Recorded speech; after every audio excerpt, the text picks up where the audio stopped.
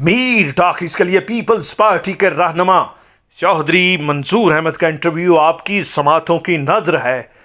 चौधरी मंजूर Ahmad peoples party के वो नजरियाती कारकुन हैं जो चेयरमैन जुल्फकार अली भुट्टो और मोहतरमा बेनज़ीर भुट्टो शहीद के साथ मिलकर एहतसाली कुव्वतों के खिलाफ हमेशा ये नारा बुलंद करते रहे हैं कि ताकत का सरचश्मा आवाम है। चौधरी मंजूर अहमद का ताल्लुक बुल्ले शाह के शहर कसूर से है, जिन्होंने फरमाया था कि रांझा रांझा कर दी हुण मैं आपे रांझा होई, सद्दो मिन्नू धीदो रांझा हीर ना आखो कोई। चौधरी साहब, ये जो नैब है ऑटोमेटिक अदारा है कि उधर एपीसी हुई और आसफ जरदारी साहब का फर्द जुर्म आयद हो गया और शहबाज शरीफ को गिरफ्तार कर लिया गया। देखिए, हम यही बार बार एक बात कह रहे हैं कि हमने तो नैब से पहले एहतसाब होता था और फिर सैफ रहमान को एहतसाब रहमान, आपको तो सब याद है जी। तो वही कैफियत अब है। ये क्या है, कैसा नैब है कि जिसको KPK के 20 से ज़्यादा केसेस हैं। अगर आप उनको देखें, आप BRT को देखें, आप मालम जब्बा को देखें, आप कैपिटल बैंक को देखें, आप स्टूडेंट्स का फेक स्टूडेंट्स का देखें, सुनामी ट्री का देखें, तो इतनी एक लंबी लिस्ट है। चलो उसको छोड़ें। इन 2 साल के अंदर फेडरल गवर्नमेंट में जो कुछ हुआ, पहले 2 भाइयों वाला स्कैंडल आया, एक वजीर को निकाला, उस पर क्या हुआ आज तक कुछ नहीं। फिर उसके बाद वो दूसरा स्कैंडल मास्क वाला हुआ, एक्सपोर्ट हुए, क्या हुआ जी। चीनी का क्या हुआ, आटे का क्या हुआ, कोई चीज़ अभी तक जो है ये किसी को नहीं पता। उधर से कोई नहीं बनाया गया और इधर से एकदम APC हुई है। तो APC में जरदारी साहब ने कहा था कि शायद पहला बंदा मैं होगा जी, उससे पहले कहा है जी, बिल्कुल पहले। वो इसका मतलब ये है कि ये कोई एहतसाब नहीं है। पाकिस्तान पीपल्स पार्टी ये चाहती है कि एक ऐसा इदारा जो सभी का एहतसाब कर सके, तो ये तो इंतकाम है। तो चौधरी साहब, ये कभी मतलब कभी क्या आपको फील तो होता होगा क्योंकि नैब के चेयरमैन जो हैं वो आपकी पार्टी और नून लीग और बाकियों की मुशावरत से आए थे। देखिए, ये नहीं होता। वैसे तो ज़ियाउल्लाह को तो भुट्टो साहब लेकर आए, उसको इसलिए तो नहीं लेकर आए थे कि वो उनको फांसी दे दे जी। ये नहीं इशू है। सवाल ये है कि हमारी अप्रोच फ़र्द की नहीं है पीपल्स पार्टी, इंस्टीट्यूशनल अप्रोच है पाकिस्तान पीपल्स पार्टी। पाकिस्तान पीपल्स पार्टी ये चाहती है कि जो इंस्टीट्यूशन है वो अपने दायरा इख्तियार के अंदर रहकर काम करे। पार्लियामेंट को अपने दायरा इख्तियार में रहना है, अदलिया को अपने दायरा इख्तियार में रहना है, एस्टेब्लिशमेंट को अपने दायरा इख्तियार में रहना है, नैब को अपने। जब आप इन हदूद को फैलाएंगे, और अलमिया पाकिस्तान का ये है कि कोई इदारा अपने तौर पर अपना काम नहीं करे, हर इदारा दूसरे के काम में टांग रहा है। तो ये जो नैब इस वक्त कर रही है, ये बाकायदा सबके सामने है कि किसके कहने पे हो रहा है। तो इसका सर अंजाम क्या होगा, हल क्या है, किस तरह से ये ठीक होगा? ये देखिए, हल क्या है इसका? हल तो बड़ा सिंपल है। जैसे मैंने कहा कि आप इसको एक ऐसा इदारे के तौर पर ले आए जिसकी सभी उस बॉडी में बैठ जाए, यूनानिमस फैसला करें। नंबर 1। नंबर 2, ये जो गिरफ्तारी का इख्तियार है ये इनके पास नहीं होना चाहिए। ये एक ऐसा इख्तियार है, एक को आप इंक्वायरी की स्टेज पे गिरफ्तार कर रहे हैं, एक को इन्वेस्टिगेशन की स्टेज पे, एक को रेफरेंस फाइल करके, और एक को आप रेफरेंस फाइल करके भी गिरफ्तार नहीं कर रहे। तो ये कम से कम कोर्ट के पास हो इख्तियार। आपके पास अगर सफिशिएंट एविडेंस है, साल हो गए हैं, खुर्शीद शाह साहब को साल से ज़्यादा हो गया जेल में बैठे हुए, अभी तक रेफरेंस नहीं फाइल हुआ, तो ये फिर क्या हुआ? इसका मतलब ये है कि पहले आप लोगों को गिरफ्तार करते हैं, उसके बाद आप सबूत ढूंढना शुरू कर लेते हैं। तो ये तो सर तो ऐसे लगता है कि जैसे तमाशा भी है, वो मुगल आजम का दौर है कि जिसको चाहते हैं पकड़ते हैं, जिसको चाहते हैं नहीं, सार कलम कर दो जिसका मर्जी, जिसको तो PDM का सर इजलास हुआ है जरदारी साहब का जो फर्द जुर्म आयद हुआ है और शहबाज शरीफ की गिरफ्तारी में, तो उस पर हिकमत अमली कोई तय हुई है? ये देखिए, पहला तो मुझे पूरी तरह तो नहीं उस इजलास का पता कि क्या हुआ, लेकिन अभी जो कल फौरी तौर पर पता चला कि उन्होंने कोयटा का जलसा 11 अक्टूबर को अनाउंस किया। ठीक, कोयटा से स्टार्ट होगा, फिर बाकी जगहों पर भी जाएंगे, सारी चीज़ें जहाँ पे। तो सर ये यानी वो उस तहरीक का आगाज़ हो रहा है जो उसमें तय हुई थी जी, और अक्टूबर का कहा गया था, और उसमें धरने हैं, एहतजाज है, और फिर लॉन्ग मार्च है, और पहले जलसे होंगे, फिर रैलीज होंगी, फिर उसके बाद इस्लामाबाद की तरफ मार्च होगा। یہ ابھی تک کا یہ چوہدری صاحب آپ تو بڑے ماشاءاللہ ہارڈ کور ورکر ساری زندگی رہے ہیں اور اس پیپلز پارٹی کے بھی کارکن رہے ہیں جو بھٹو شہید کی تھی.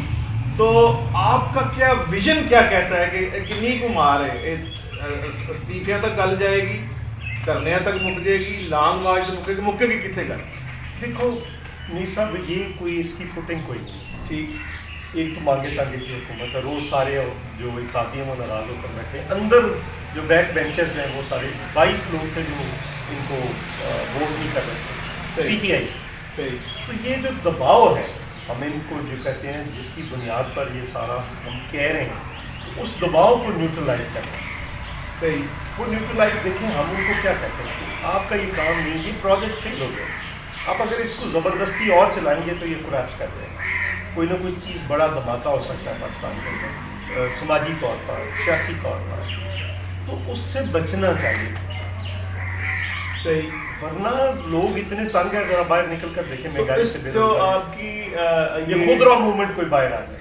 یہ جو آپ ان کو فیڈ کر رہے ہیں یا بتا رہے ہیں تو ان پہ اثر ہو رہا ہے اور کوئی سمجھ نہیں, تو پھر پھر تک تو کوئی اثر نہیں. الٹیمیٹ کس طرف جاتی ہے؟ نہیں دیکھیں, جب بھی پریشر بنے گا تو اندر بھی ڈائسینٹنگ وائسز ہیں جو یہ کہہ رہی ہیں کہ یہ غلط ہو رہا ہے, غلط ہو رہا ہے. اداروں کے لیے تو غلط ہو رہا ہے, کسی فرد کے لیے ٹھیک ہو رہا ہو, لیکن بطور انسٹیٹیوشنز اگر آپ دیکھیں ادارے جو ہیں وہ بدنام ہو رہے ہیں. صحیح. تو اگر وہ بدنام, مثلا آج میں دیکھ رہا تھا کہ جناب باجوہ صاحب کی ایک تصویر بینرز پہ لگی ہوئی ہے کشمیر کے اندر, پی ٹی آئی کے بینرز پہ. ایک سائڈ پہ عمران خان ہے, دوسری سائڈ پہ وہ ان کا ہے وہ نیازی جو آرگنائزر بنائے جی. اور تیسری طرف بیرسٹر سلطان ہے درمیان باجوہ صاحب کی تصویر. تو یہ اس کا مطلب کیا ہے صحیح کہ وہ پھر پی ٹی آئی کے چیف آف آرمی اسٹاف ہے؟ یہ تو نہیں ہو سکتا. اچھا صاحب, یہ ایک طرف تو کہا جاتا ہے کہ جی بھٹو صاحب فیلڈ مارشل کے دور میں اپیئر ہوئے اور نواز شریف کو لائی اسٹیبلشمنٹ, اور دوسری طرف یہ کہا جاتا ہے کہ ساڈا تو کوئی تعلق نہیں, اور جبکہ ہسٹری یہ بتاتی ہے کہ یہ پولیٹیکل ٹکسال تو رہی ہے یہ ہمارے ادارے. تو اب صورتحال کیا ہے؟ اب بھی اسی طرح رول پلے کیا جا رہا ہے اسٹیبلشمنٹ کی طرف سے؟ اچھا دیکھیں, پہلی بات یہ ہے کہ بھٹو صاحب کا کیس بالکل لکھ کر ادا کیس ہے. انہوں نے ایوب خان کے ساتھ شروع نہیں کیا, انہوں نے ایوب خان کے ساتھ کنٹینیو کیا, کیونکہ ایوب خان سے پہلے شروع کیا. جی, ایوب خان بطور ڈیفنس منسٹر اس کیبنٹ میں تھے اور بھٹو صاحب کی صلاحیتوں کا پتہ تھا, انہوں نے کنٹینیو کیا. لیکن پھر ایوب خان کے دور میں ہی اس کو چھوڑا, اس کے خلاف گئے, سارا کیا. تو یہ سارا کچھ اس نے پارٹی بنائی اور تحریک بھی چلائی اور ایوب خان کو گھر جانے پہ مجبور کیا. یہ بالکل یہ ایک فرق ہے باقیوں کے. اور ویسے بھی تو چودھری صاحب اگر ان کا تھیسس بھی جو غلط العام ہے وہ بھی مان لیا جائے تو فرعون دے گھر موسیٰ بھی تو پیدا ہو جاتا ہے. نہیں یہ بھی ایک بات ٹھیک ہے, لیکن ایکچوئل بھٹو صاحب نے تو یہ ثابت کیا تحریک چلا کر, تحریک کی قیادت کر کے, نئی پارٹی بنا کر. جب پارٹی بنائی ہے, فرق یہ ہے کہ اس وقت وہ اقتدار میں نہیں تھے. صحیح, بالکل اقتدار سے نکل کر پارٹی بنی. باقی لوگوں کا کیس ادروائز ہے. سو ہم یہ کہتے ہیں کہ بھٹو صاحب نے اور جب سے پارٹی بنی ہے تب سے پھر پیچھے مڑ کر نہیں دیکھا. بالکل صحیح. پھر وہ پھانسیاں ہوں, قیدیں ہوں, کوڑے ہوں, شہادتیں ہوں, پھر سب کچھ بھول کیا. بالکل صحیح.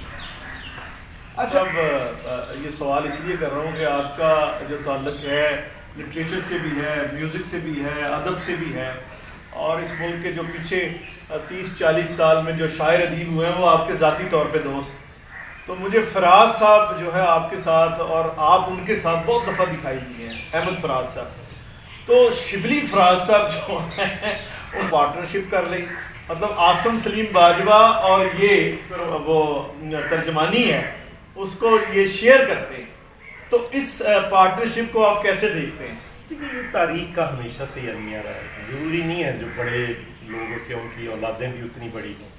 یہ تو ہم نے بہت کم دیکھا ہے. یعنی بت فروشوں کے ہاں بت شکن تو پیدا ہوتے ہیں. لیکن آپ اس طریقے سے دیکھ لیں کہ جو بڑا آدمی ہوتا ہے وہ پروسیس سے نکل کرتا ہے. ٹھیک. تو جو لوگ بڑے ہوتے ہیں ان کی اولادیں پہلے دن سے پریولیجڈ ہوتی ہیں, تو وہ نہیں ہوتے.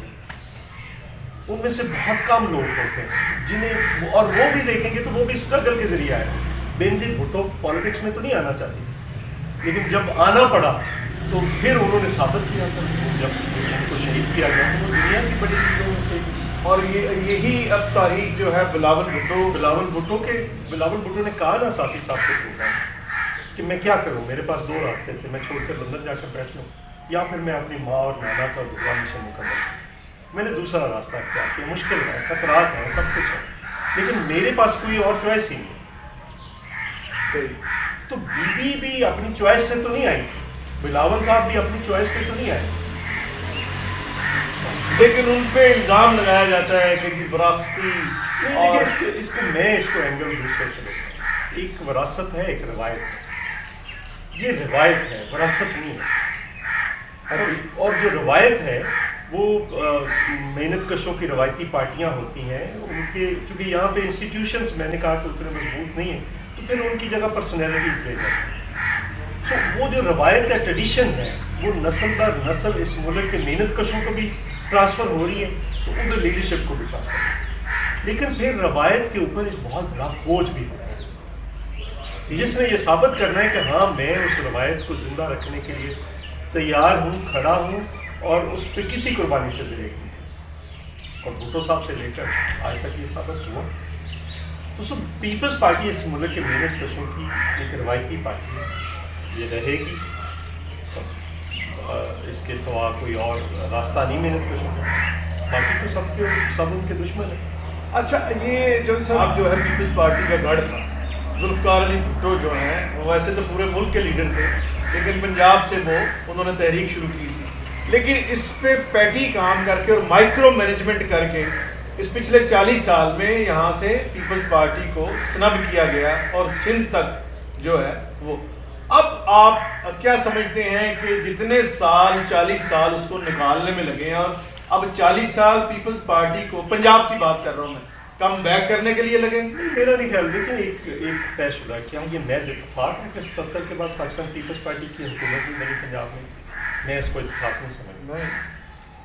बलूचिस्तान जैसे सूबे में भी बन गई, KPK में कई बार बन गई जी, सिंध में तो हमेशा बनती है, लेकिन पंजाब में ये फैसला कर लिया गया कि पीपल्स पार्टी को यहाँ से निकालना है। वजह क्या थी कि बेस बुनियादी तौर पर भुट्टो साहब की बेस तो पंजाब था, और इस पे मैं ये भी कहूँगा कि मारते मारते हमें कहाँ तक ले गए। लेकिन फिर भी पीपल्स पार्टी फेडरेशन की बात करती है, छोटी इकाइयों के हकूक़ की बात करती है, मेहनत कश तबके के हकूक़ की बात करती है। तो मेहनत कश तबके को अल्टीमेटली पंजाब के अंदर जब भी आप बात करेंगे तो पीपल्स पार्टी का जो खोया हुआ मुकाम है वो हासिल हो सकता है। देखिए हमारा फील्ड किसी ने अभी तक कवर नहीं किया। किसानों को, मजदूरों को, मेहनत कशों को, तालिब इल्मों को, आम लोगों को, नौजवानों की एक लेयर को किसी हद तक मुतासर किया था इमरान खान ने, लेकिन फिर वो वापस हो गए। तो जेन्युइन चीज़ जब आएगी तो फिर वो रिवाइव करेगी। कब आएगी सर?